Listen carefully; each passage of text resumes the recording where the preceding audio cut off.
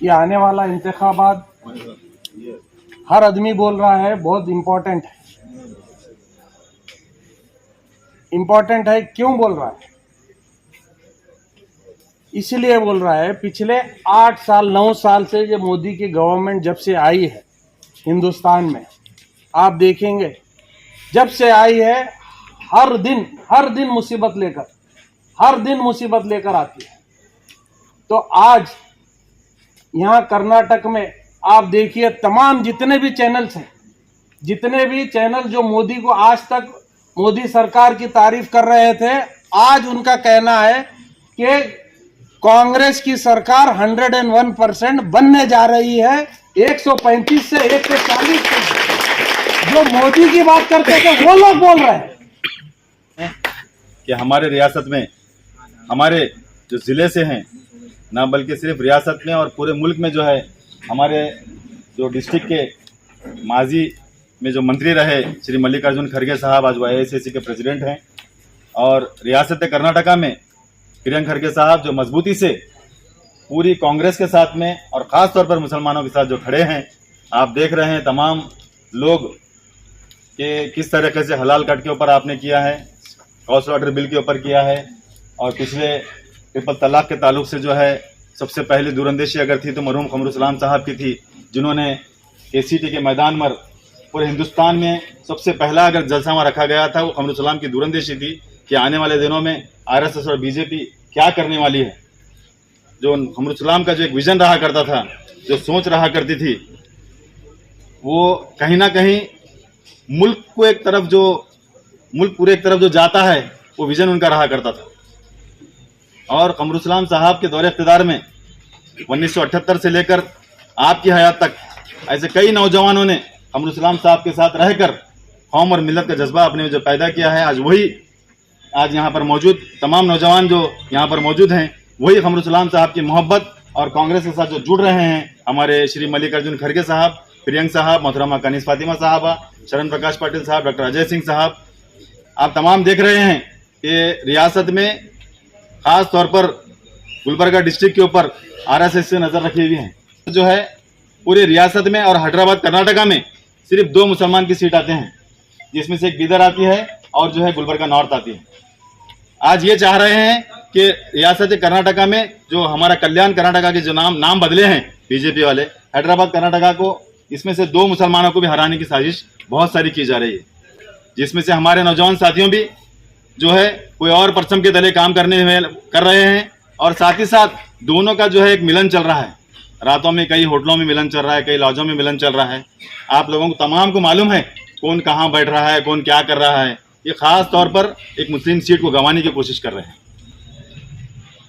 RSS कर रही है, ये पूरा मुल्क जानता है कि किस तरीके से कानून को तब्दील किया जा रहा है, किस तरीके से मुसलमानों का मॉब लिंचिंग किया जा रहा है। अभी हाल ही में जो है इंद्रेश ने जो है एक हमारे जो है इदरीस पाशा का जो है कत्लेआम किया है। ये मैं नहीं कह रहा, ये आप तमाम के सामने मौजूद है, टीवी में बता रहा है, सोशल मीडिया में आ रहा है और प्रिंट मीडिया में आ रहा है कि किस तरीके से मुसलमानों के ऊपर जुल्म किया जा रहा है। ये जुल्म हुकूमत है, जालिम हुकूमत है। इस हुकूमत को ख़त्म करने के लिए नौजवानों का इकट्ठा होना, नौजवानों का कांग्रेस के साथ जुड़ना और उसको शिकस्त देना, यह हमारा सियासी फरीज़ा बनता है। और आपको जानते हुए हैरानी होगी कि मोहतरमा कनीस फातिमा साहबा को गुलिस्ता कई साल पहले मरहूम कमरुसलाम साहब को RSS ने बहुत सारी साजिश और कोशिश की हराने के लिए, लेकिन यही गुलबर्गा का इत्तेहाद है जो कमरुसलाम साहब को लेकर गुलबर्गा से लेकर जो है दिल्ली तक भी पहुंचाया और कैबिनेट तक भी पहुंचाया है। यही मुसलमानों का इत्तेहाद, और यही इत्तेहाद जो है इंशाअल्लाह मोहतरमा कनीस फातिमा साहबा को इस बार फिर जो है असेंबली को हम भेजने का इंशाअल्लाह इरादा करते हैं, और साथ ही साथ जो है ज़्यादा से ज़्यादा मेहनत कर भारी अक्सर से कामयाब करना है। मैं आप लोगों के सामने ये बात इसलिए कह रहा हूँ कि RSS की साजिश ये है कि किस तरीके से रियासत कर्नाटका में मोहतरमा कनीस फातिमा साहबा, एक मुस्लिम लेडी असेंबली में दाखिल हुई थी, जो हिजाब के लिए आपने अल्फाज उठाए थे, यहाँ से लेकर नहीं पूरी दुनिया में जो है आपका नाम जो है वहां पर पहुंचा है। ये कौन सी लेडी है, ये कौन है जिसको हमें हराना बहुत जरूरी है, बोलकर आज RSS अपने खीमों में जो है ये बात मुसलसल चल रही है। ये RSS का शिकार हमारे चंद जो भाई हैं, अपने अपने जो मामलात जो है किसी से जुड़कर नहीं, मोहल्ले में दो चार जो है बीजेपी के साथ जुड़कर जो है और जनता दल के साथ जुड़कर जो है एक साजिश रच रहे हैं कि किस तरीके से कांग्रेस को शिकस्त देना है। आप तमाम हजरात यहाँ पे जानते हैं, क्या यहाँ पर कोई और पार्टी जीत सकती है? यहाँ पर डायरेक्ट सिर्फ और सिर्फ बीजेपी से मुकाबला है। मुझे बहुत खुशी है जो इसरार साहब और बबलू साहब ने इन नौजवानों का जो सैलाब यहाँ पर लेकर आए हैं। मैं मुबारकबाद देता हूँ इन नौजवानों को जो आपने आज ये फैसला लिया है। ये आपका फैसला आने वाले मुस्तकबिल में हमारे नस्ल का फैसला है। तो लिहाजा मैं आपसे उम्मीद करता हूं जिस तरीके से आप जोश और खरोश से आज यहाँ पे शमूलियत इख्तियार किए हैं, इसी जोश और खरोश के साथ आप 10 तारीख को आने वाले इंतखाबात में आप अपने अपने हलके में अपने अपने बूथ पर मजबूती से अपने अड़ोस को, पड़ोस को, अपने रिश्तेदारों को, तमाम को लेकर जो है पहला जो है आपका जो है जो हिंदुस्तान का संविधान हमें डॉक्टर भीमराव अंबेडकर साहब ने वोट डालने का जो इख्तियार दिया है उसका इस्तेमाल हमें करना है और हमारी बका को बाकी रखना है। और खास तौर पर हिंदुस्तान में तमाम हिंदुस्तान का इंतखाबात एक अलग तरफ होता है और गुलबर्गा नॉर्थ का इंतखाबात एक अलग तरफ होता है। यहाँ पे डोरेमोन या सुजुका का इलेक्शन नहीं है, यहाँ पे मुसलमानों के इत्तेहाद का इलेक्शन है।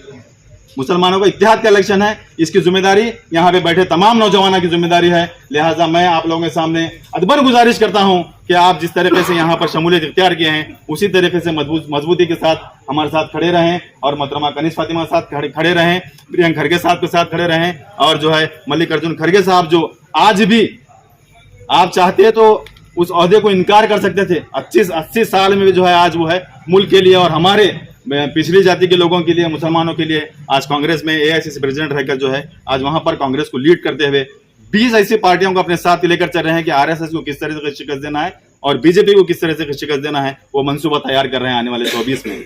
लिहाजा जो आने वाले इंतखाबात 10 तारीख के दिन वोटिंग होने वाली है, मैं तमाम हजरात से गुजारिश करता हूँ, फिर एक मतलब अपील करता हूँ कि आप तमाम हजरात जो है इसी तरीके से मजबूती से कांग्रेस के साथ खड़े रहें, मोहतरमा कनीज़ फातिमा के साथ खड़े रहें। खास तौर पर इत्तेहाद बाकी रखने के लिए आपको जो है 10 तारीख के दिन एक तरफा वोटिंग करना है इंशाअल्लाह। इसरार साहब को और बबलू साहब को मुबारकबाद देता हूँ कि वो कांग्रेस में ज्वाइनिंग हो रहे हैं। आज अभी अभी आपके सामने मुझसे कबल अहमद साहब ने और दीगर लीडरों ने आपके सामने तमाम वो चीज़ें रखी है जो आने वाले इंतखाबात में जो साजिशें चल रही हैं और जो हो रहा है।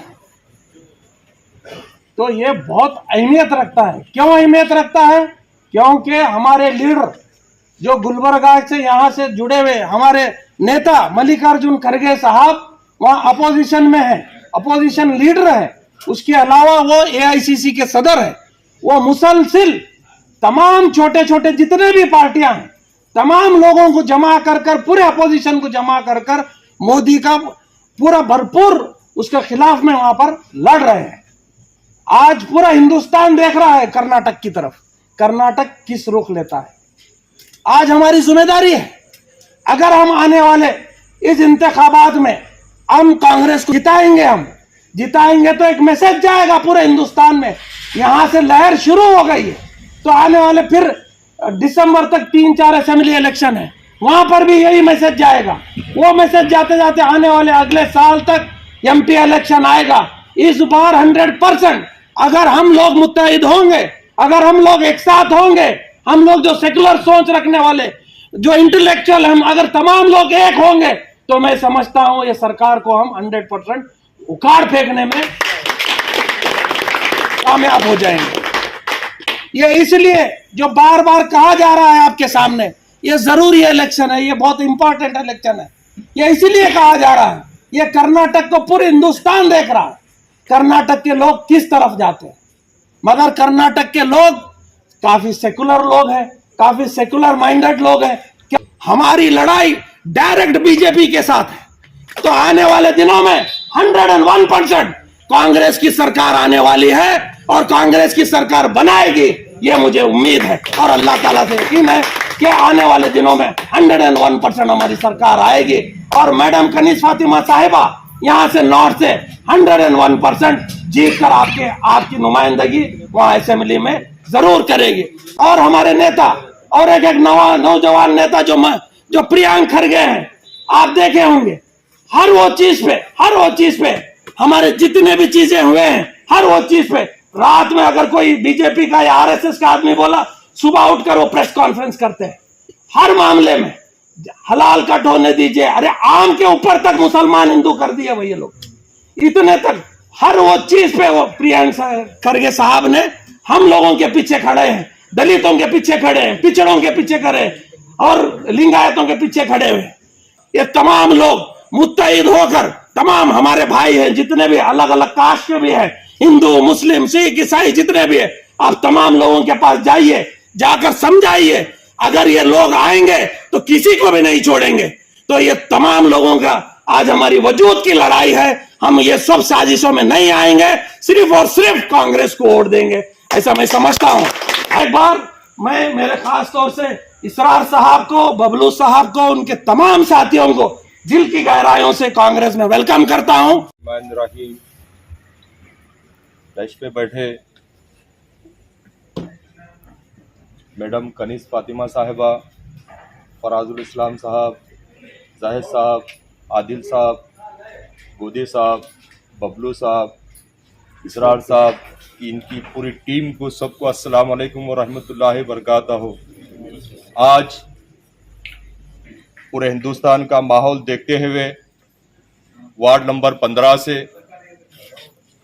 इसरार भाई की टीम ने बहुत सूझबूझ के, सोच समझ के एक नौजवान कमेटी ने एक फैसला लिया है, जो बीजेपी पार्टी मुसलमानों के खिलाफ ने, हर जमात के खिलाफ सर उठा के दादागिरी कर रही है।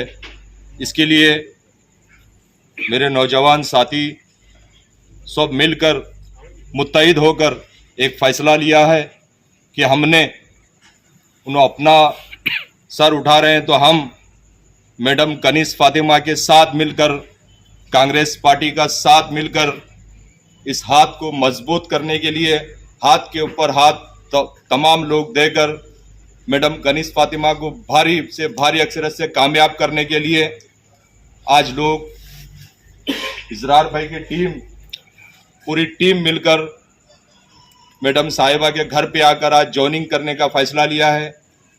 मैं तमाम लोगों का, तमाम मेरे नौजवान भाई का तहे दिल से शुक्रगुजार हूँ, जो हालात को देखते हुए जो आप लोगों ने फैसला लिया है।